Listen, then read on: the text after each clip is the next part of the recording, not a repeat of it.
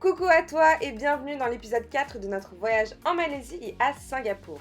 Après avoir découvert la superbe Kuala Lumpur, les Cameron Islands, l'île de Penang, Georgetown et enfin l'île de Langkawi, je t'embarque à Singapour. Coucou les gars, aujourd'hui on se retrouve pour une nouvelle vidéo et cette fois-ci je t'invite à découvrir une destination de folie. Comme d'hab, 3 indices. Le premier, la piscine à débordement la plus haute au monde. Et ouais les gars, on rigole pas du tout. Deuxième, des arbres géants dignes du film Avatar que tu as juste derrière moi. Et enfin, cette destination fait partie des 4 tigres d'Asie. Après la Corée du Sud, Taïwan et Hong Kong, tu l'auras sans doute deviné, on est à Singapour. Et pour cette destination de folie, on va faire plein de choses. Alors, comme d'habitude, n'hésite pas à t'abonner à mes réseaux sociaux. Je te fais de gros bisous et à tout de suite. Destination phare d'Asie, la cité-État est une claque avec ses projets alliant architecture futuriste et nature luxuriante. Fortement urbanisée, c'est aussi l'une des plus végétalisées au monde, avec plus de la moitié de la surface de son territoire concerné. Singapour mêle aussi tradition chinoise, indienne, malaisienne et occidentale, avec ses temples fascinants, ses marchés hauts en couleurs et sa forêt tropicale. On commence avec un jus frais.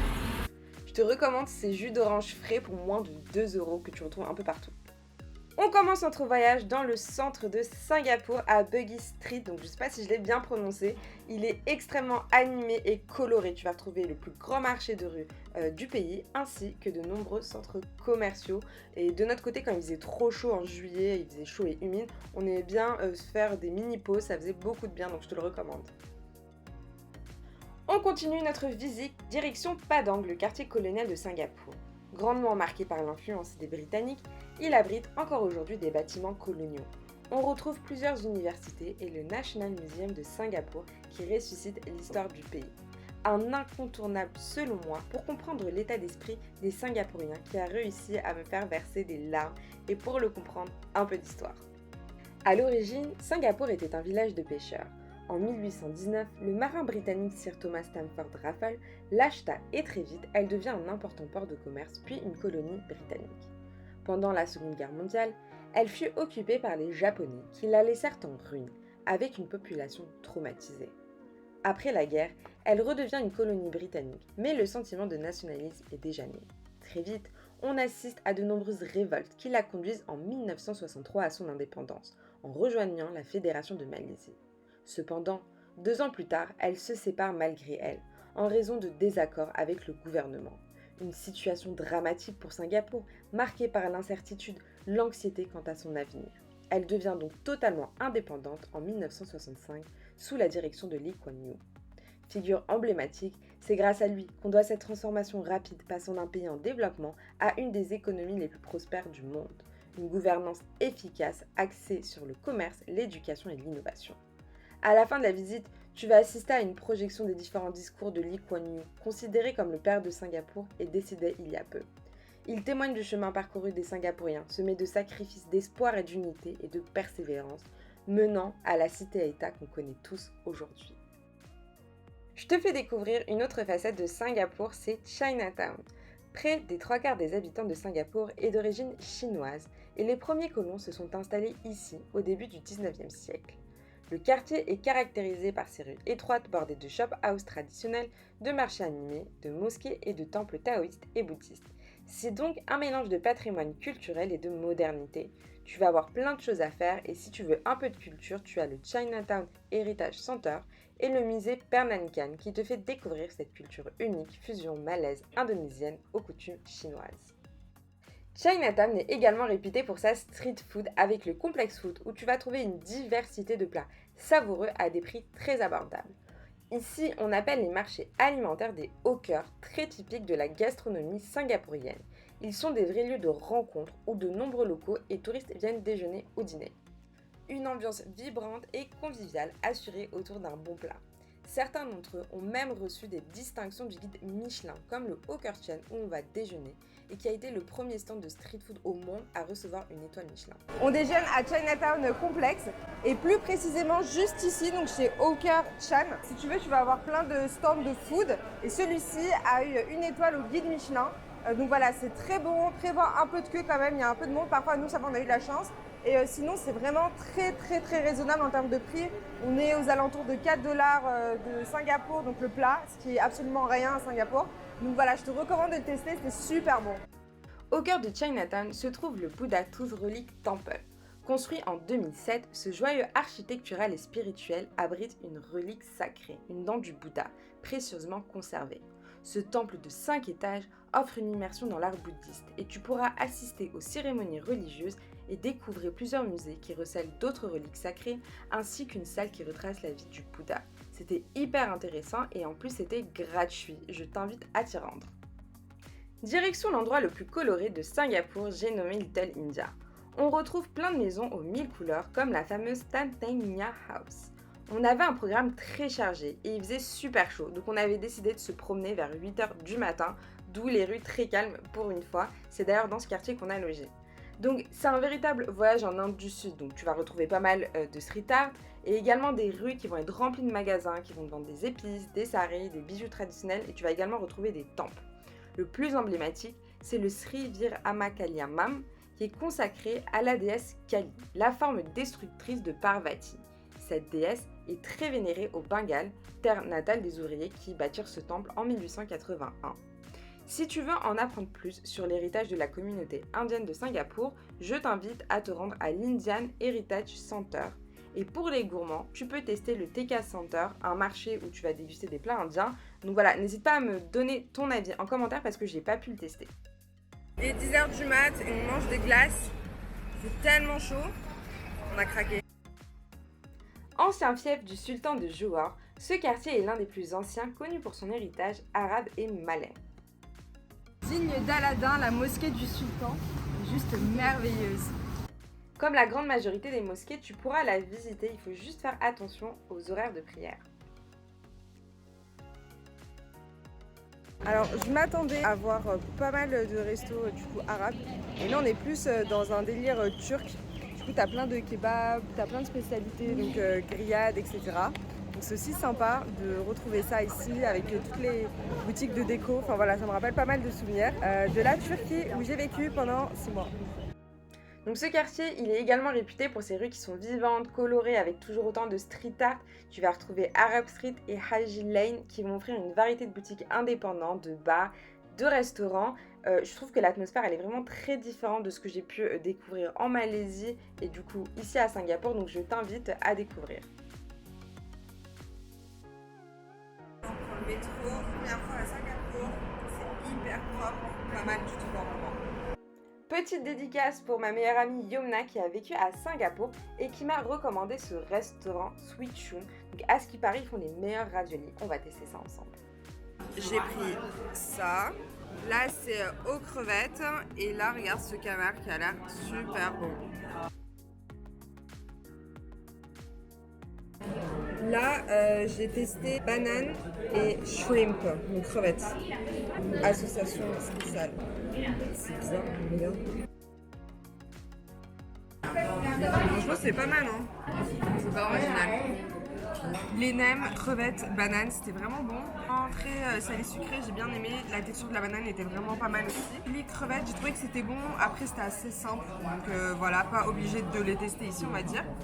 Le canard est très bon également. Il est pas mal, il croustille un peu sur le dessus. Je vais te montrer. Je sais pas si tu vois.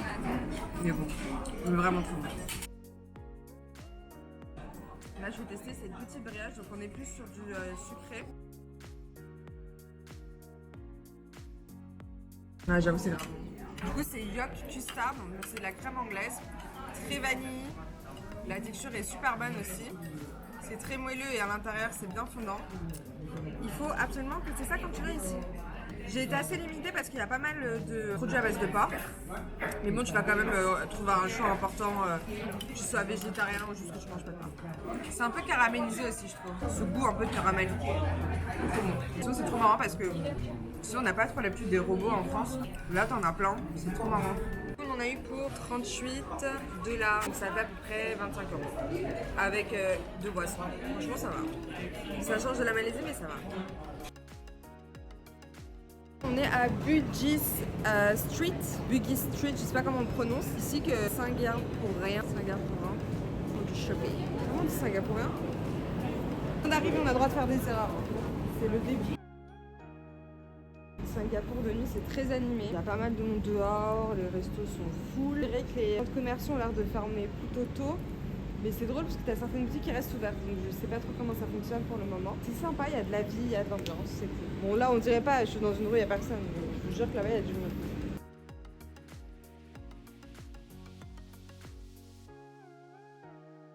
Il y a pas mal de boutiques, de restos, tu sais, qui proposent des desserts.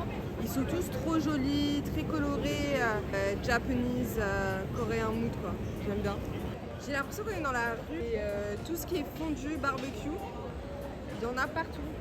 On a bien mangé et on est prêt pour une nouvelle journée. On va découvrir ensemble Orchard Road qui est célèbre pour ses magasins de luxe. Son nom vient d'une plantation d'orchidées qui a existé à cet endroit jusqu'au début du XXe siècle. À la suite de diverses catastrophes naturelles, cette plantation a disparu en moins d'1 an.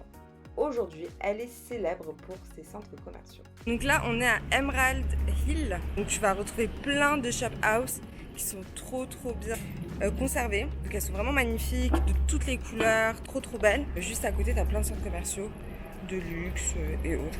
Faire du shopping. Emerald Hill Road est le parfait exemple de l'architecture traditionnelle de Singapour avec ses shop house à plusieurs étages, toutes construites entre 1901 et 1925 par de riches familles Peranakan. Je te présente mon pote, je le trouve partout dans le monde. À Singapour, Emerald Hill, il est là, il m'attendait je crois. On est chez Shak Shack de refait parce que j'aime trop ça. Il n'y en a pas à Paris, mais j'en mangeais quand j'étais à Istanbul. C'est un vrai tarot par contre, 2 menus, pas de menus mais du coup tu composes un menu quoi. On a eu pour l'équivalent de 30 €. Donc voilà, et on n'a pas fait de folie, on a pris les menus simples. Bon app.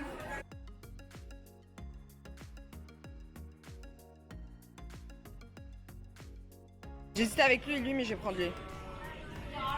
Du coup, on a été chez Dunkin' Donuts. Donc, je vais goûter leur mochi donuts. On va voir ce que ça donne. C'est archi bon, j'adore. Un moelleux et tout, c'est trop bon. On prend le bus pour la première fois à Singapour, donc c'était très pratique, il y en a vraiment tout le temps. Par contre, le système il était un peu galère, mais tu vois, on s'en est très bien sorti. Je vais t'emmener à Katong, qui est un petit trésor caché et qu'on a découvert par hasard sur un blog. Donc là, on est dans le quartier de Katong, qui se trouve à l'est de Singapour. Je pense que c'est assez résidentiel. Et du coup, tu vas retrouver plein de shop house, donc de toutes les couleurs, qui sont aujourd'hui des restos, bars un peu branchés, etc., boutiques et tout. Et on est tombé sur une pâtisserie, boulangerie qui s'appelle Plain Vanilla et ça avait l'air archi bon. Donc c'était un peu cher, on a pris un brownie et un pain au chocolat qui s'appelle chocolatine ici. On en a eu pour 12 $ singapouriens, je sais plus comment on dit. C'est un peu cher, mais voilà, j'avais trop envie. Et puis vu que mon taf c'est quand même d'être pâtissière, quand je vois des belles pâtisseries ou des belles viennoiseries, il faut que je les goûte quoi. On va faire ça ensemble. C'est vrai qu'il est un tout petit peu sec, contrairement à ce qu'on retrouve en France. Le chocolat est bien bon, je pense que c'est du vrai chocolat noir. Très croustillant. Du coup, c'est validé Singapour. Il y a quand même un hic, l'absence du goût du beurre. Je sais pas s'ils utilisent du beurre du coup ou de la margarine. Moi, je pense qu'on est plus sur de la margarine là. Mais bon, c'est quand même bon. C'était vraiment trop sympa. Je crois qu'il y a la mer pas très loin, donc n'hésite pas à vérifier si t'es dans le coin. Direction le Central Business District pour admirer la skyline légendaire de Singapour avec ses buildings futuristes. Tu peux faire une croisière sur la rivière pour l'admirer ou comme moi, te rendre sur l'Esplanade Theatre at the Bay en forme de durian. Juste en face, on observe le Marina Bay Sound avec son infinité de poules, prouesse architecturale, ainsi que l'Art Science Museum en forme de lotus avant-gardiste. Je te conseille d'emprunter l'Elixir Bridge pour accéder au Marina Sands Bay, il est juste incroyable. Dans le centre, tu vas découvrir un emblème de la ville très important, c'est le merlion qui se trouve juste derrière moi. Donc c'est vraiment un symbole fort de la ville de Singapour. Donc tu peux l'observer, il a une tête de lion, ce qui représente la ville, attention, et un corps de poisson. Et il fait face au Marina Bay, donc c'est magnifique au coucher du soleil. Tu peux voir, il y a pas mal de monde, c'est vraiment sympa. Cette créature mythique rend hommage à la légende d'un prince malais qui, en arrivant dans ce village de pêcheurs, aperçut une créature impressionnante à la tête de lion. Émerveillé, il décida de la renommer Singapura, ville du lion en sanskrit. Le corps du mère lion symbolise donc ses origines de village de pêcheurs et sa tête cette découverte. Tu as le Marina Bay, c'est vraiment l'incontournable, le symbole de la ville de Singapour, tu as dû le voir un peu partout. Et sa particularité, donc, c'est que c'est un énorme complexe hôtelier, il y a un casino et surtout tu as cette superbe piscine de plus de 140 mètres de long qui donne vraiment sur toute la ville de Singapour. Donc voilà, tu peux observer ça, c'est magnifique. Je pense que c'est vraiment une ville ultra moderne et tu le vois, tout est dans le détail en fait, c'est assez fou. Et c'est très impressionnant entre le moderne, entre la nature, etc. C'est un combo mais incroyable.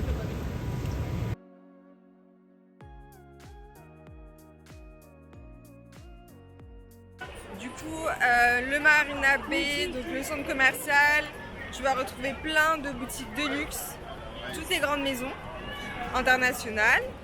Et je me suis fait relooker, je sais pas si tu vois. On a essayé de me vendre un fer à boucler. Bon, du coup, j'ai déjà les cheveux bouclés, donc c'est pas très utile. Mais en tout cas, j'ai kiffé. Je trouve qu'il l'a super bien fait. Ça change. Mes cheveux, c'était un peu la cata avec l'humidité. Donc, on adore, les gars. Et là, je t'emmène découvrir la boutique qui tue sur l'eau. T'es prêt?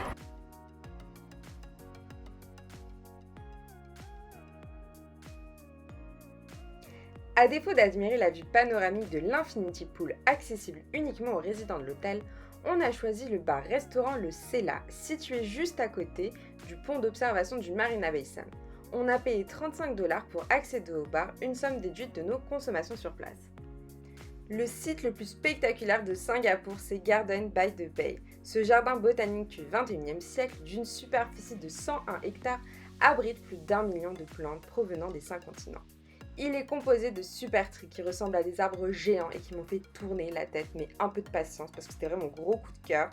Je t'emmène dans le Cloud Forest qui reproduit l'écosystème des forêts tropicales des régions montagneuses. Elle comprend une montagne de 35 mètres de haut, recouverte de végétation et d'une chute d'eau intérieure qui est juste spectaculaire. Quand on y était, le thème était sur Avatar et j'avais vraiment le sentiment d'être à Pandora. Dans le même thème, tu as le Flower Dome qu'on n'a pas pu visiter faute de budget. C'est la plus grande serre de verre au monde, répliquant un climat méditerranéen. Si ce genre de choses t'intéresse, tu as également le jardin botanique de Singapour et l'Heritage Garden à visiter. Je te présente les super trees, arbres géants recouverts de fougères, de vignes et d'orchidées. Autant dire que j'étais trop émue en arrivant ici, c'était juste magnifique, un rêve devenu réalité pour moi. Gros coup de cœur également pour l'OCBC Skyway, donc c'est une passerelle qui lie les deux super trees à plus de 22 mètres de haut et qui va t'offrir une vue exceptionnelle. C'est magnifique, pile au moment du coucher du soleil et c'est juste splendide, ça brille partout. C'est un vrai voyage dans une autre galaxie, j'adore. Oh, t'as vu ? À 19h45 et 20h45, les super trees scintillent et c'est l'occasion du Garden Rhapsody, un spectacle son et lumière gratuit. Je te conseille de t'allonger et d'admirer le spectacle. On se retrouve très vite pour le dernier épisode à Malacca. N'hésite pas à t'abonner. Gros bisous!